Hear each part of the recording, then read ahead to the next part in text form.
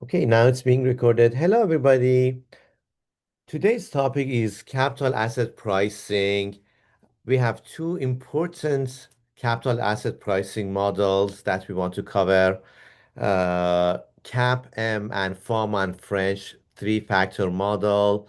CAPM stands for Capital Asset Pricing Model, and Froment French three-factor model is super important model that we can estimate the expected return for different assets. So generally speaking, the goal that we have is to estimate expected return for different assets. To just review what we had in the past, uh, before we have done portfolio optimization and we have found the point with maximum Sharpe ratio that is located on a efficient frontier, and we saw that capital allocation line also includes this Sharpe ratio. So this Sharpe ratio shows us is expected return of the portfolio minus risk-free rate divided by the risk of the portfolio in the denominator, and optimal risky portfolio is usually considered a portfolio that maximizes this Sharpe ratio. So having that in mind, we want to do uh,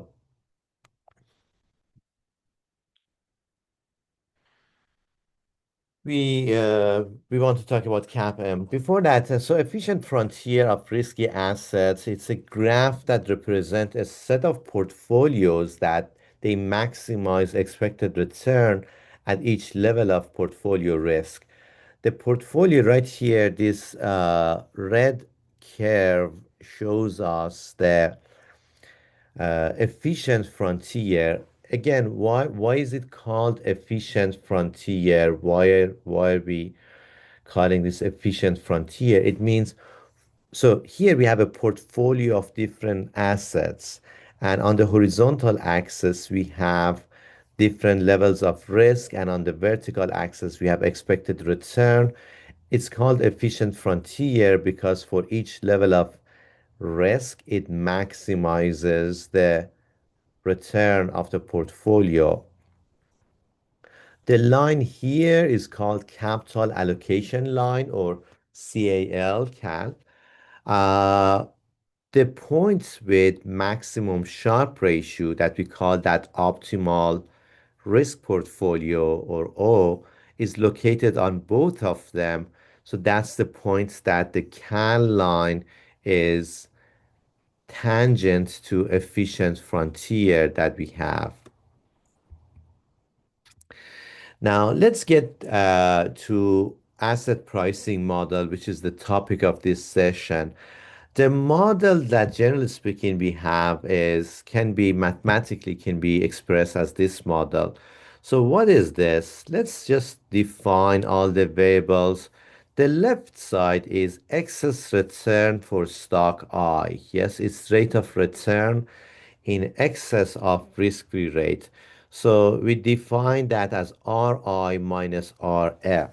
Yes, it's excess return. Why? What is excess? It means the return in excess of risk-free rates. Alpha I is intercept. So this is an equation of a line that has an intercept and has a slope. So alpha is the intercept. It's also called, is famous as Stokes alpha. Part of excess return, independent of market movements. Part of the return that belongs to the stock and it has nothing to do with the market movements. It's the vertical intercept. Beta is the slope coefficient. So if we imagine this as a line that on the vertical axis we have Ri minus Rf, and on the horizontal axis we have Rm minus Rf, then this is the equation of a line that alpha is the intercept and beta I is the slope coefficient. What does that slope coefficient mean? The slope coefficient means the sensitivity of stock I excess return to the market excess return. So it shows us how sensitive this excess return of stock I is to the stock excess return of the market. Essentially, it means that if market, for example, goes up 10%, how much this stock specifically, this excess return for this stock goes up. If it goes up exactly 10%, then beta I would be exactly 1. If it goes up more than 10%, like 12%, then beta I would be 12 over 10, which is like 1.2. And if stock market, if the S&P 500, for example, goes up 10% and the stock goes up only maybe 7%, then the beta I is only zero point 0.7. So Rm minus Rf is excess return on the market index, aka also known as uh, risk premium. Yes. So the fact that people invest in the stock market, that means they could just invest in the bond market. But stock market is much riskier than bond market. Than if you are investing in the stock markets rather than buying just governmental treasury bills, you're taking a huge risk, and you should be get compensated for the amount of risk that you are tolerating. We call that either risk premium, market risk premium, or market excess return. So it means how much extra return you are achieving because you are holding risky asset than a safe asset. And EI is the last term that we have. That's a firm-specific random error. It's a risk that we have for every specific company. It's something that we also call zero mean noise.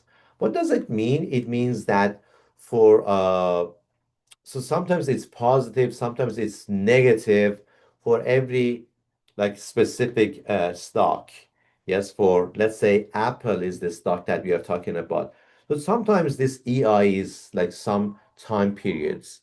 Let's say if we are doing monthly data, some months that's going to be positive, some months it's going to be negative, but it averages out as zero. So sometimes it's called just a noise. And the question, the important question is that, okay, how can we get hold of uh, alpha I and beta I? Uh, so the way that we can get hold of this is by regressing the left side Ri minus Rf on the Rm minus Rf. And regressing, it means we can just do this very easily on Excel.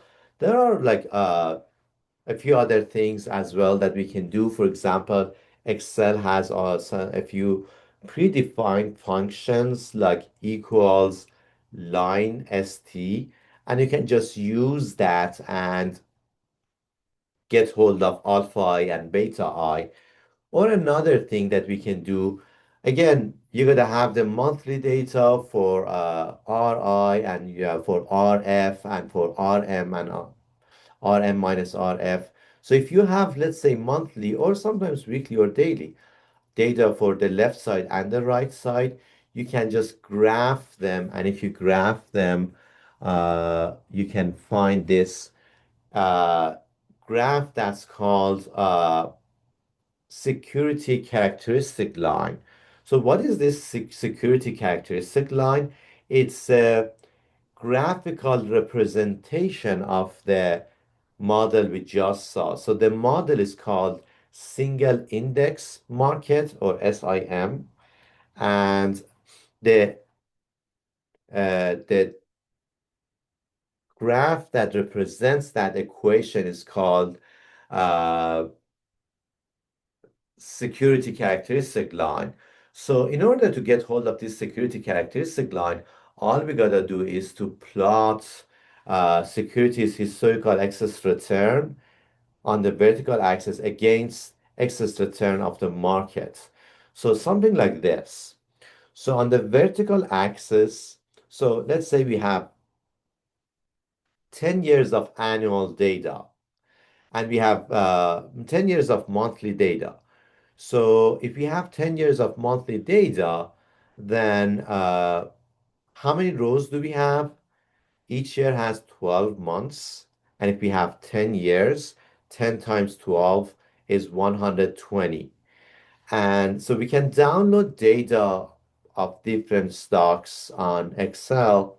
And if we download that and just graph this, we can get hold of this excess return on asset versus excess return on market.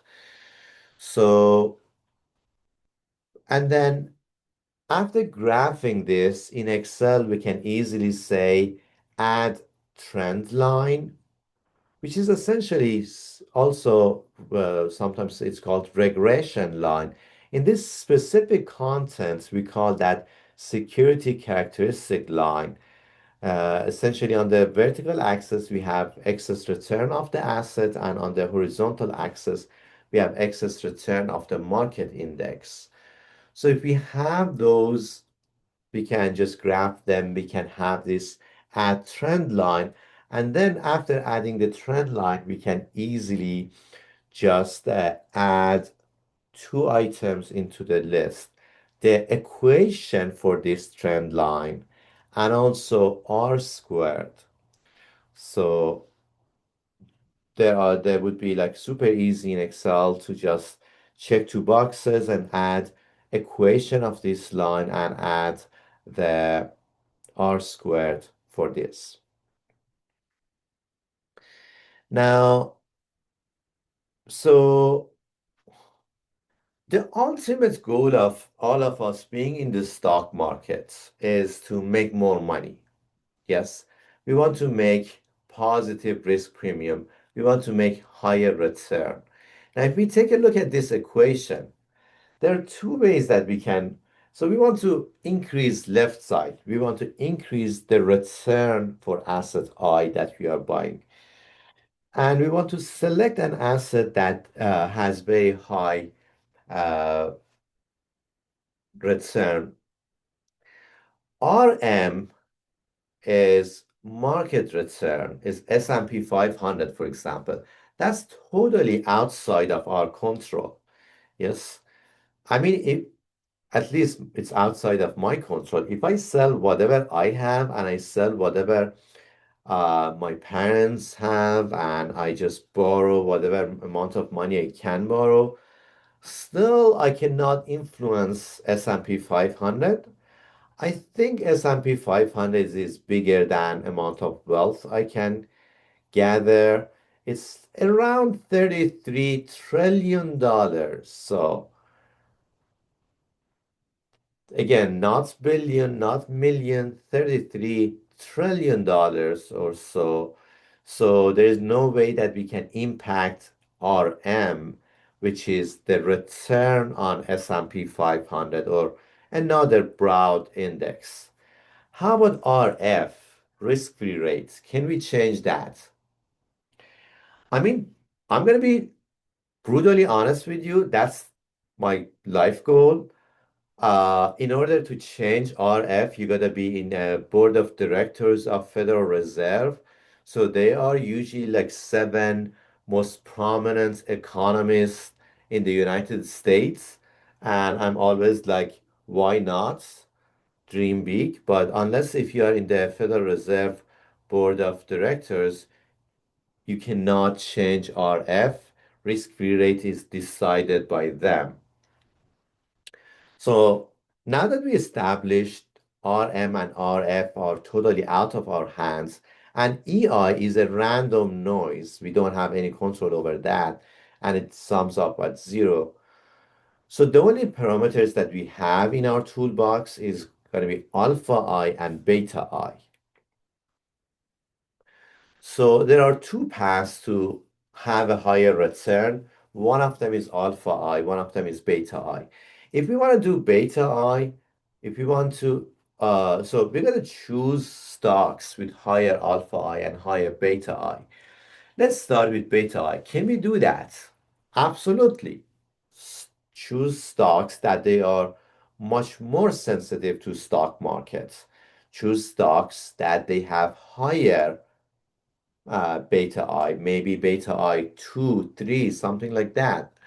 So a few stocks like that, maybe AMD, I think is like that, Tesla is like that. They have beta I greater than 1. So if stock market increases, they increase like double, triple. If the stock market goes down, they go down double, triple. So if a stock has a positive beta, this stock will inherit some of the market's risk premium. However, there is a cost here involved. What is the cost? The cost is that I'm gonna bear more risk. So it's not just return that's going up, it's return and the risk. Yes.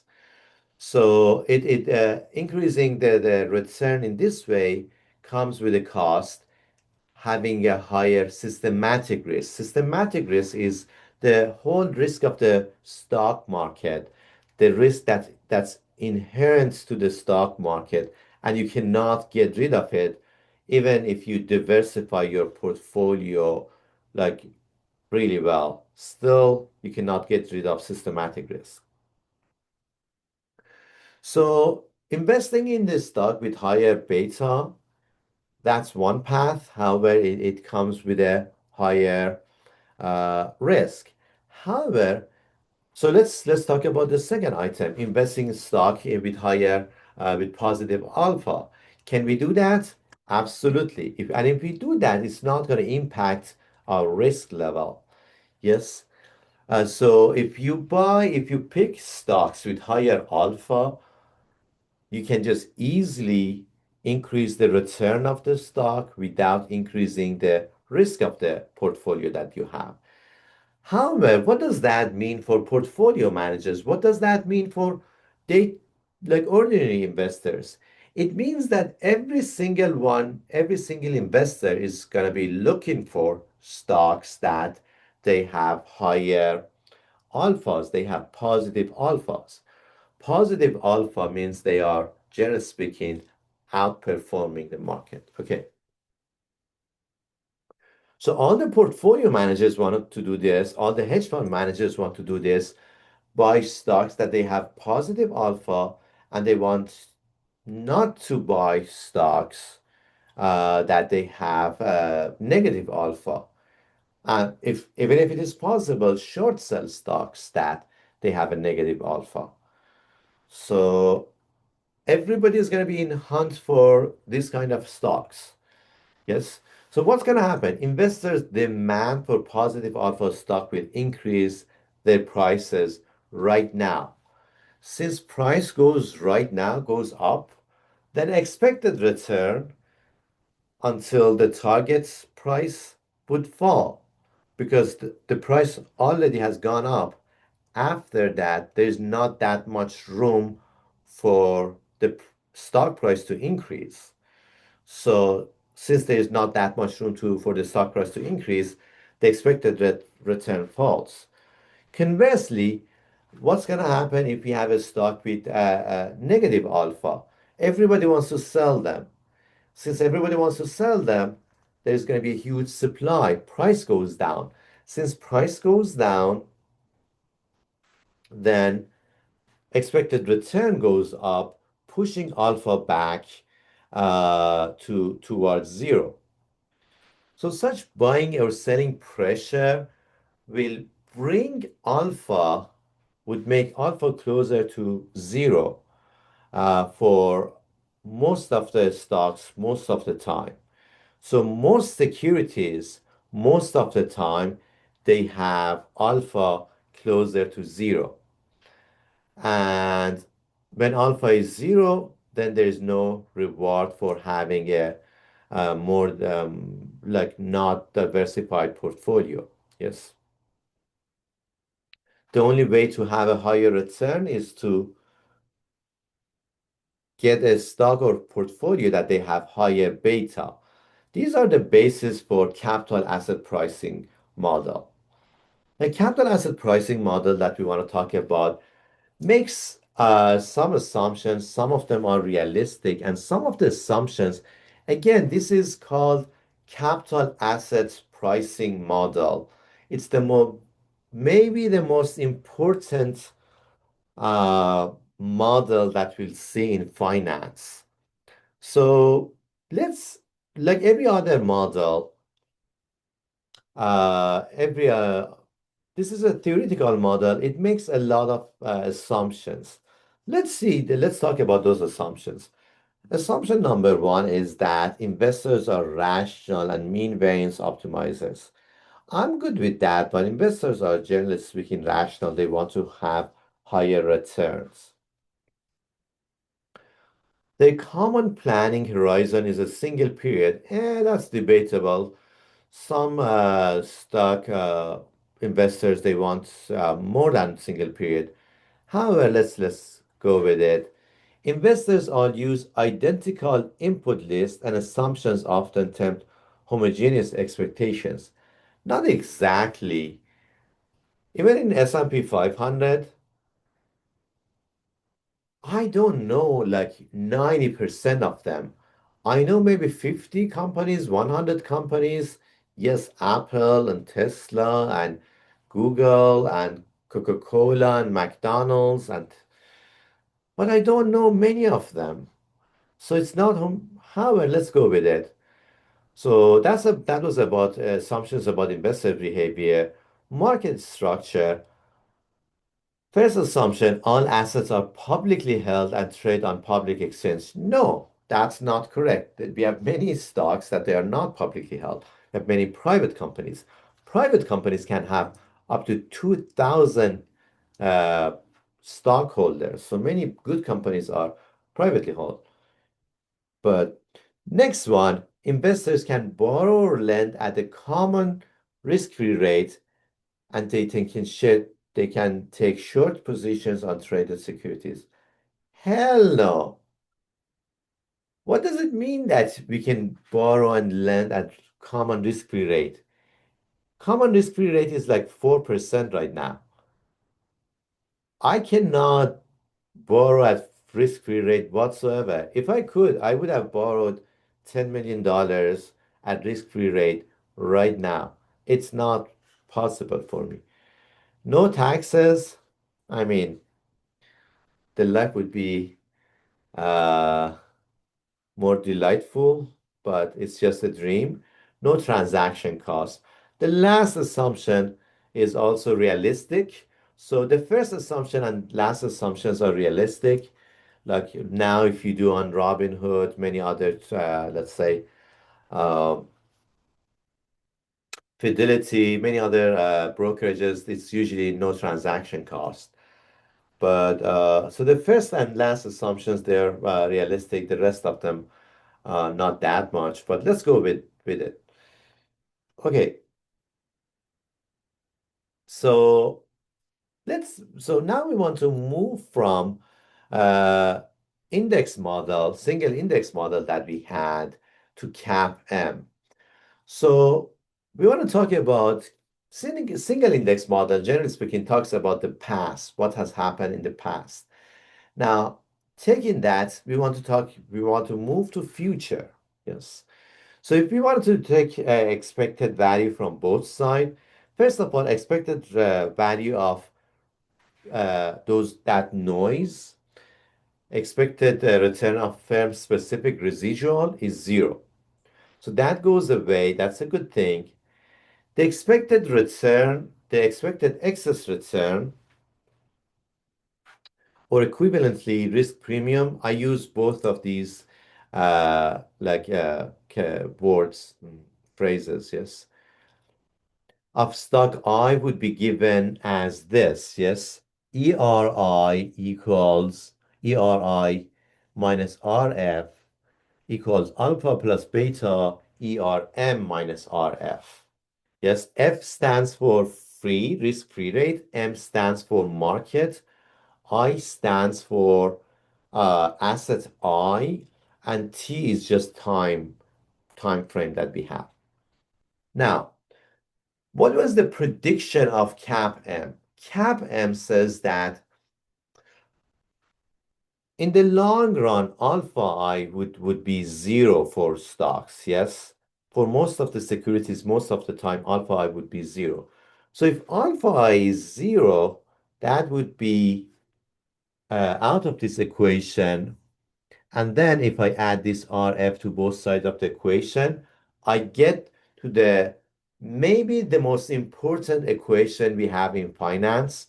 On the left side, we have expected return of I, expected return of asset I. Uh, and on the right side, we have risk-free rate plus beta of asset I and times excess return of the whole market. Excess return of the whole market is ERM minus RF. And beta, one more time, was sensitivity of excess return of asset I to excess return of stock markets. Now, so that was CAPM model that we have. The capital asset pricing model always we use like CAPM for that is the centerpiece of like the whole financial economics. It's three-fourths of financial managers they use this CAPM to just estimate uh, expected return for assets. Now, we're gonna keep this in mind that it predicts the relationship that we should observe between risk of an asset and its expected return, not necessarily how it's gonna be. So since it's the most important formula, I'm gonna repeat that formula a few times.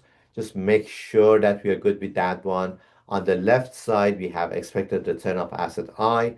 On the right side, we have risk-free rate plus beta I times excess return for the market. And sometimes expected return of asset I is also called required rate of return, RRR, required rate of return.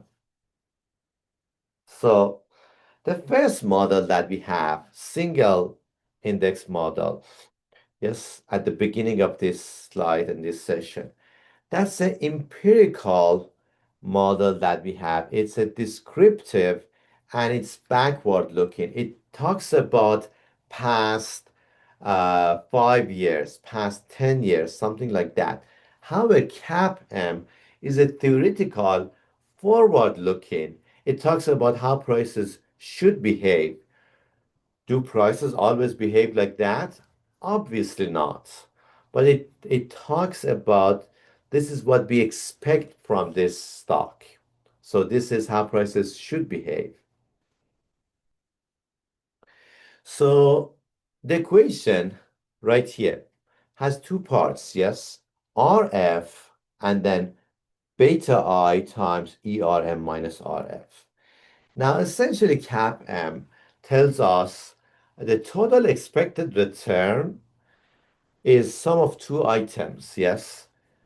Item number one, which was RF, that's risk-free rate. That's compensation for waiting, for investing. That's the time value of money. You don't use your money, you don't consume your money right now, and you hold on to your money, like you don't use consume it right now for, let's say, 6 months, 2 years, 20 years, you should be compensated for waiting. So that's RF. That's the first term that we have. Yes.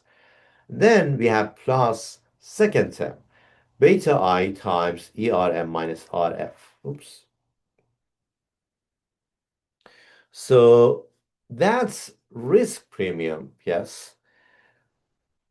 It's compensation for worrying about investment. So first one was compensation for waiting. Second one, compensation for worrying about investment returns. That's compensation because you are buying a risky asset. Since you are buying a risky asset, you should be get compensated for that.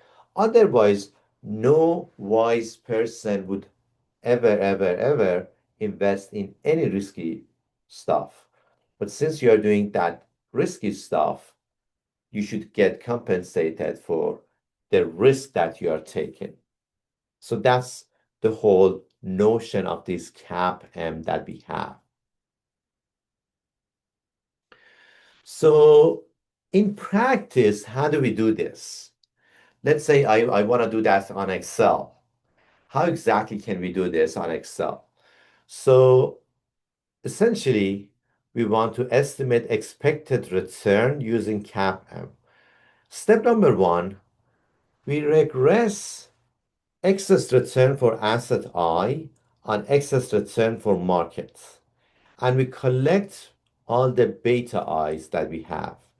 Step two, so we use the number 7.8 for expected return of market premium. So for market premium, we don't look at only last 5 years or 10 years because maybe we had recession in the last 5 years. Maybe it was like really glamorous 5 years. In order to calculate market risk premium or RM minus RF, we take a look at, for example, our data from all the way from the time we started collecting data systematically. In the United States, in the modern way that we collected data is from 1963. So the average market return for the whole time period is 7.8%. So we replace that part of CAPM by 7.8%. What part of CAPM? Right here, ERM minus RF. We replace that by 7.8%. Then for risk-free rate, what should we use? For risk-free rates, it depends on the time. Right now, if you just Google this, 10-year treasury bonds yield, and if you take a look at that on FRED, which is the data, which is the Federal Reserve website, the risk for the return for the 10-year treasury bonds is 4.1%. So essentially, the return expected return for a stock is going to be given by an equation like this: 4.1 plus 7.8 times beta I.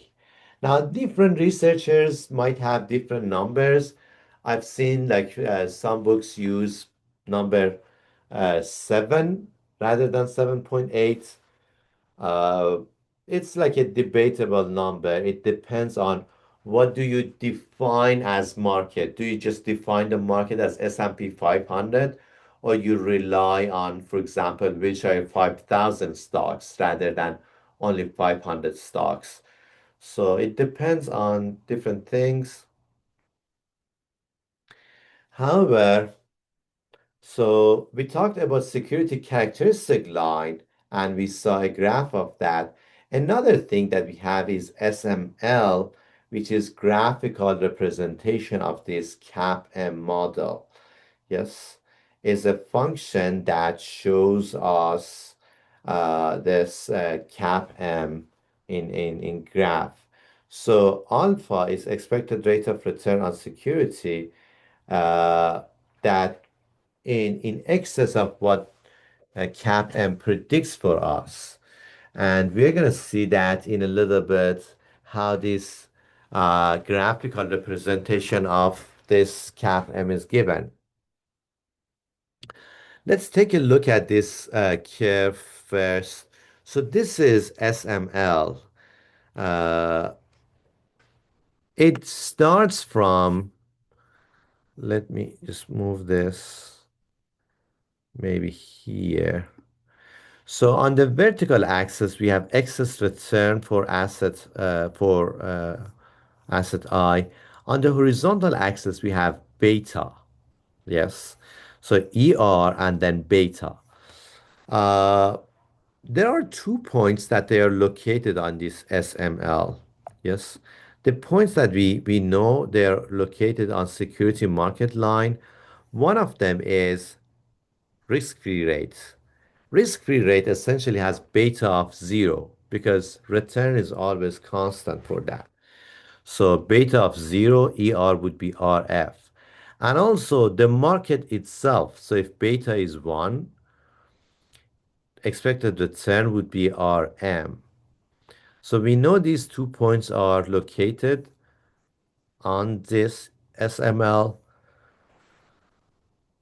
If we just take these 2 points and connect them and we continue that, you get this SML line. So SML, for example, predicts that if a stock has a beta of 1.2,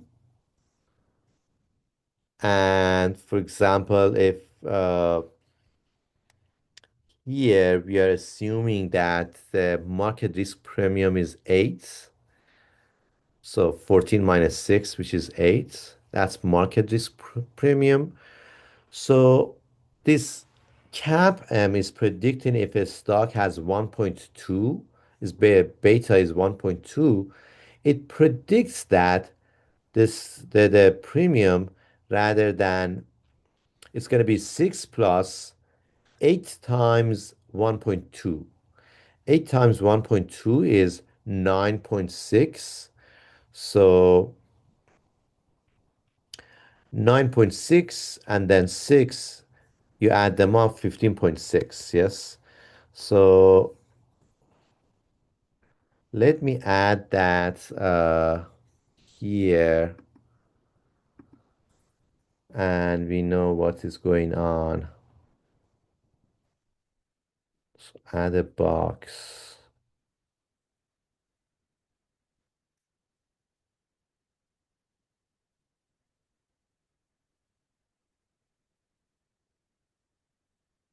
So here, market risk premium, risk-free rate is 6%. Market risk premium is 8%.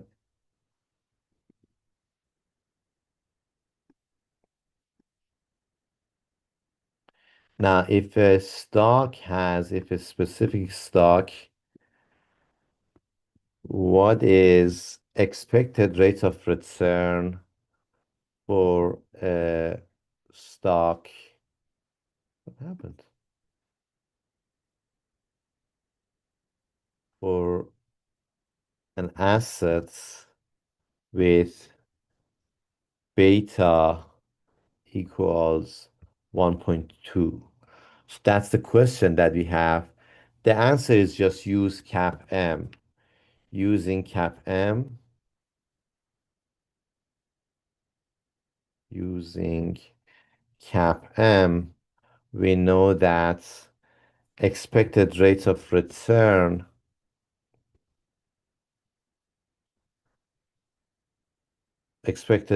return is uh, RF plus beta times market risk premium. Yes. market risk premium is ERM minus RF. So if I want to calculate that, then expected rate of return would be just 6 plus beta, which is 1.2 times 8. That means it's 6 plus 9.6. That's 15.6. So for this stock, the expected rate of return is 15.6. However, if in practice the return is like 17%, then that means alpha is positive. And how much positive? 1.4%. So alpha is this gap that we have. Okay.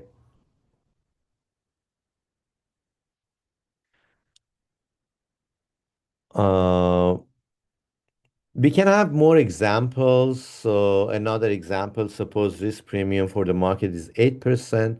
If beta is zero point 0.8 and T bill rate is 3%, calculate the expected rate of return.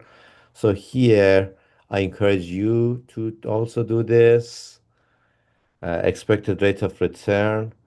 All we gotta do is to just here say ERI equals RF, which is so ERI is 3% plus beta I, which is zero point 0.8 times then risk premium, which is 8. 8 point times zero point 0.8 is 6.4. So it's 3 plus 6.4. That's 9.4.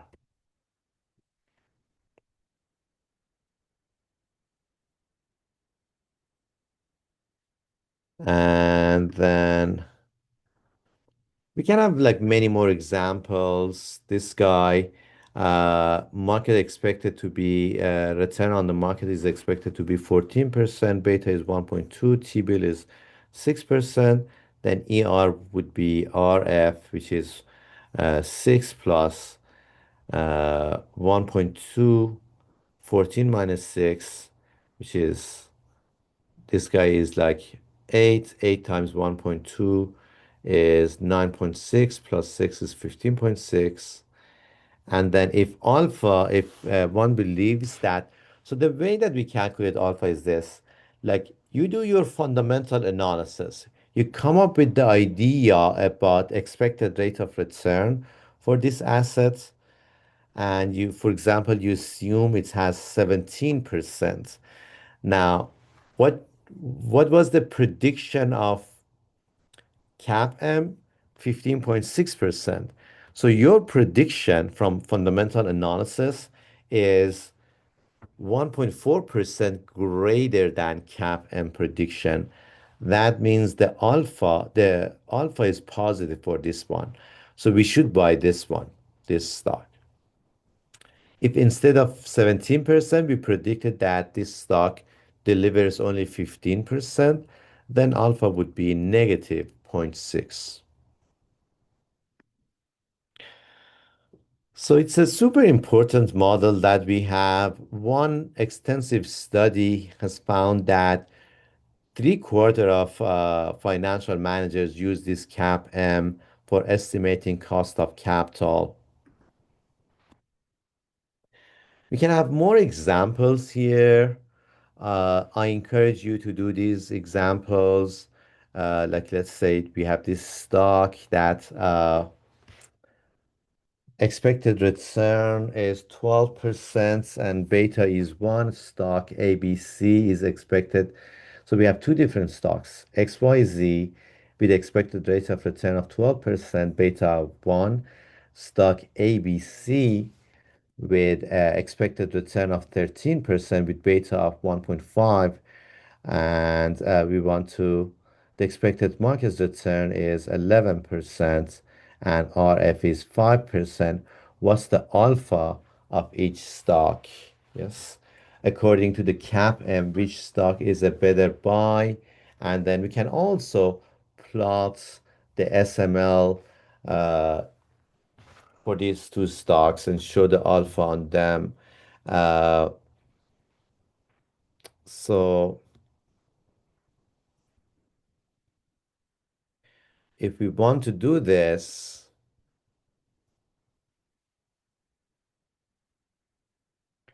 so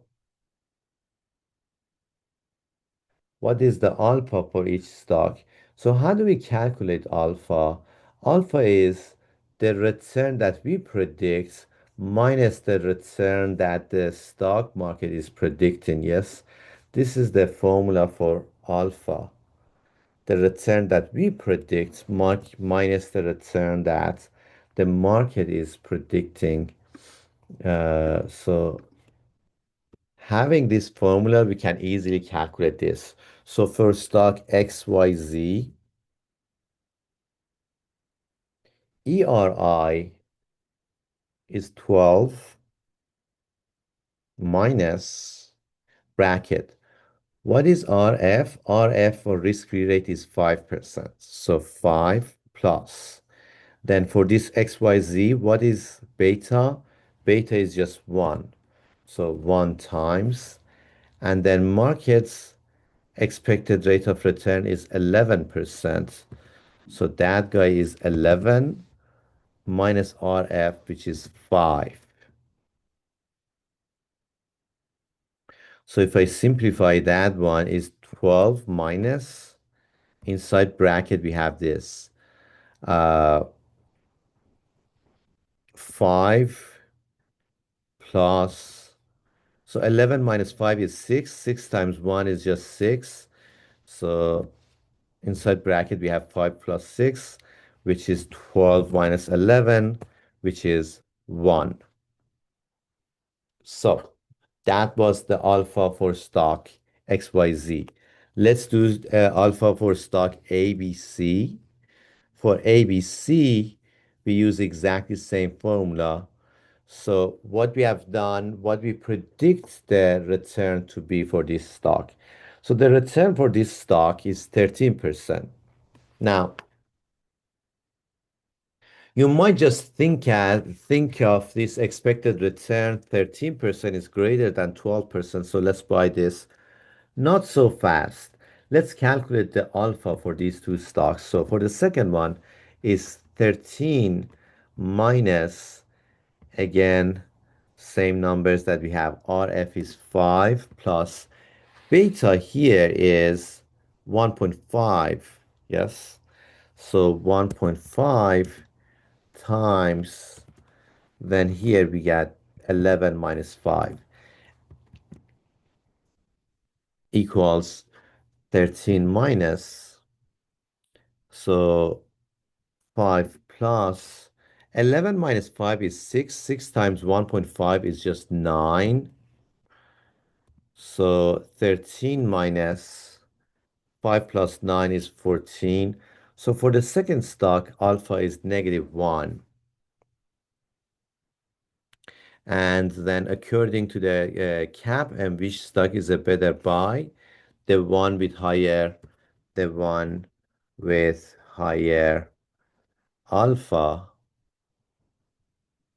which is XYZ.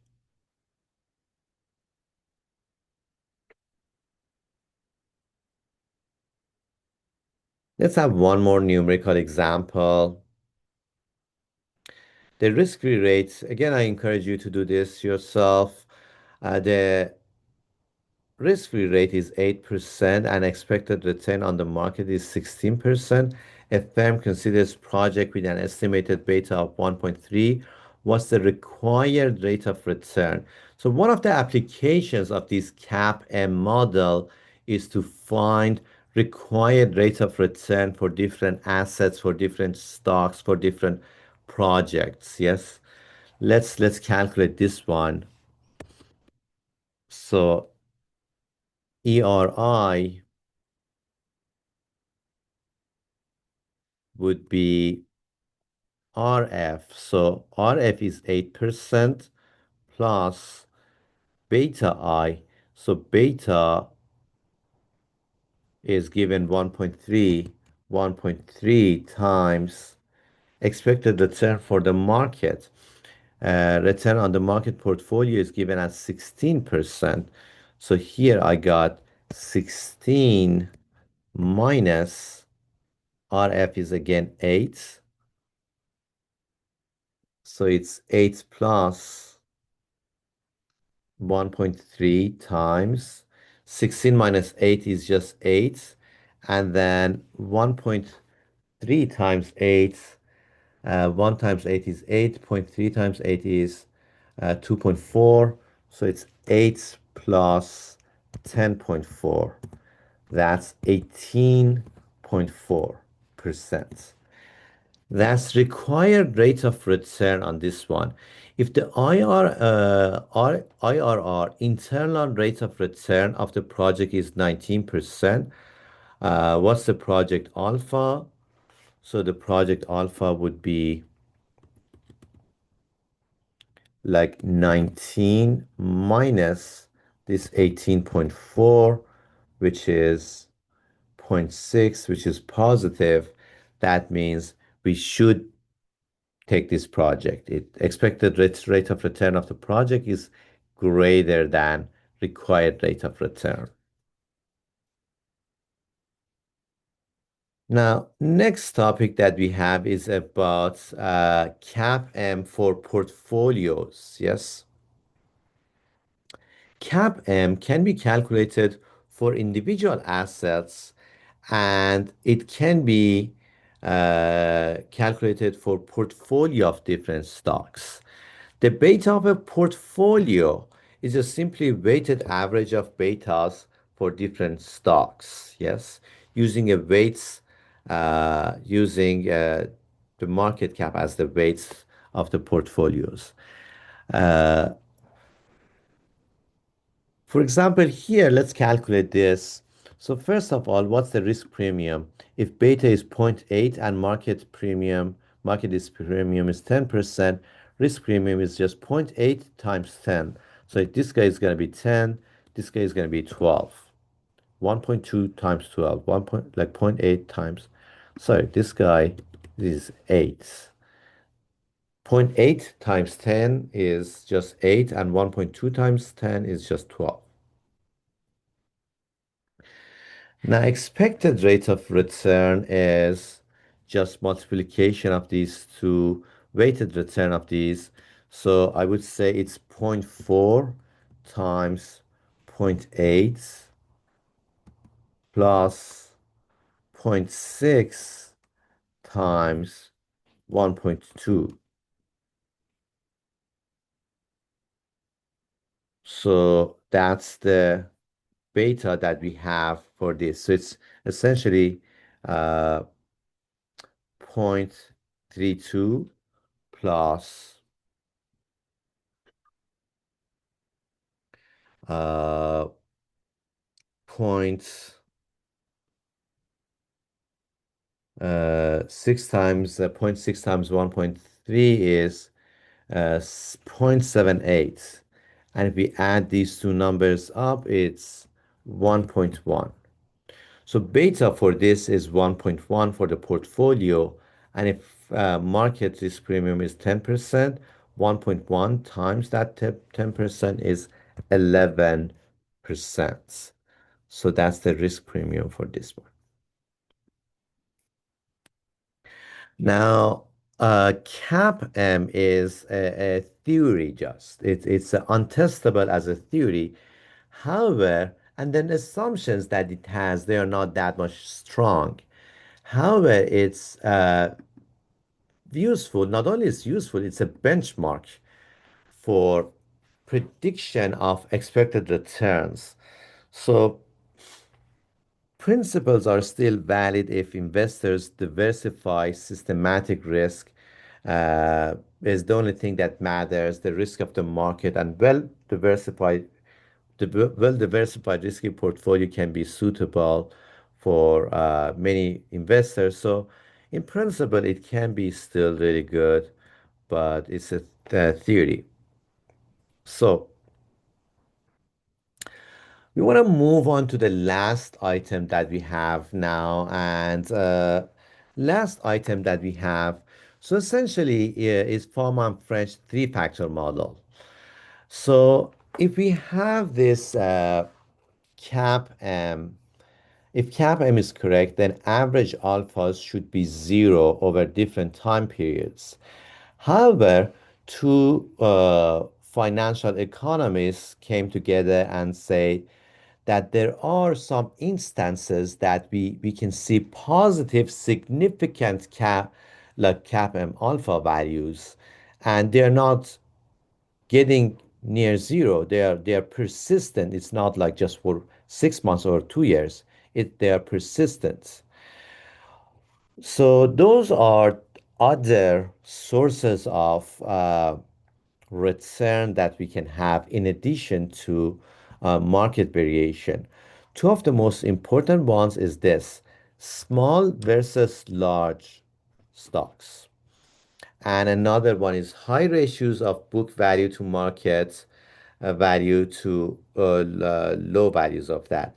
Let me just explain this in more details. So let's focus on stock market portfolio. Like S&P 500 has 500 different companies. Some of them, like Nvidia and Apple and Tesla, they are really big, and some companies are small. Now, how do we determine if one company is big or small? Just take a look at the market cap. If the market cap is big or like greater than the median market cap or smaller than the market cap, smaller than the median market cap, then we call those companies large and small. So that's one thing. Another thing is uh, book value to market value. So all the stocks on S&P 500, publicly traded stocks, they publish their financial statements. Number one item in financial statement is what? Balance sheet. So on the balance sheet, you can get hold of the amounts of equity that the company has. And if you divide that equity to market value of the company, you get hold of. So how do we get market value of the company or market cap? You can just Google that. Every day that's going to be a different number. And the book value comes from financial statements from balance sheet. If we divide that, we get this ratio of book value to market value. And Pharma and French claim that companies with higher book value to market book to market value, they outperform companies with lower book to market value. So that's uh, called Bauman French three-factor model. Maybe after CAPM, this is the most famous and most common financial model that we have. Yes.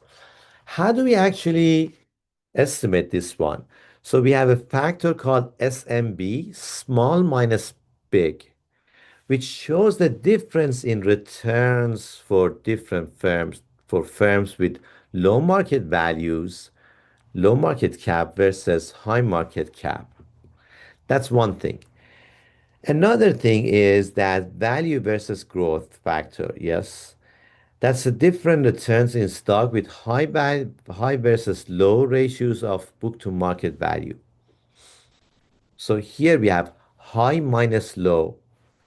That's another quantity variable that we want to collect. So the Pharma French three-factor model with focus on historical return can be summarized in this way. So it's RI minus RF, and then on so we have alpha I and then beta M RM minus RF, and then we have this beta HML, RM HML, and beta SML, RSML. And I'm going to explain all of this in a second. And then some random parameter that's a noise parameter. So essentially, in order to estimate this beta M, beta MN, beta HML, and beta SMB, what we need to do is to just run this regression of left side, which is Ri minus Rf, on right side, these three variables, Rm minus Rf, Rhm, Rhml, and Rsmb. And then we collect the parameter estimates. We collect beta M, beta HML, beta SMB. And then we use them in this regression. In this regression, so this is the futuristic version. This is CAPM version. Here we got rid of alpha I and we got rid of the error term. Error term because we are talking about expected value, and expected value of a variable with zero mean is just zero. And then we also got rid of alpha I because now we are focusing on future and we are talking about how expected rates of return should be. So these two scientists, Fama and French, they have calculated this RM minus RF over a long run from 1963 to 2024, 2025. This RM minus RF is 7.8. This return for SMB is 2.2, and return for high minus low is 3.7. So we have all of these numbers, and RF comes from the Federal Reserve. So we can get hold of those numbers and we can just graph them. We can regress that. So before pausing here, let's take a look at this high minus low book to market value. And as you can see, like how it changes over time. It's a log scale ratio, so it's a little bit harder to estimate, but to interpret. But here we have small minus big, and here we got high minus low, and you can see them how they have been changing during different time periods. And the last slide that we have is the summary of every like statistics that we have. So risk-free rate historically is 4.7 annualized. However, we are not going to use the historical rates. We are going to be using 4.1, which is the current, let's say, risk-free rates. For the rest of them, we are going to use the historical rates. So for market risk premium, we got 7.8. For small minus big, we got 2.2. And for value premium, we got 3.7. So these are the numbers that we actually use to make predictions about stocks in future and expected rate of returns for stock in future.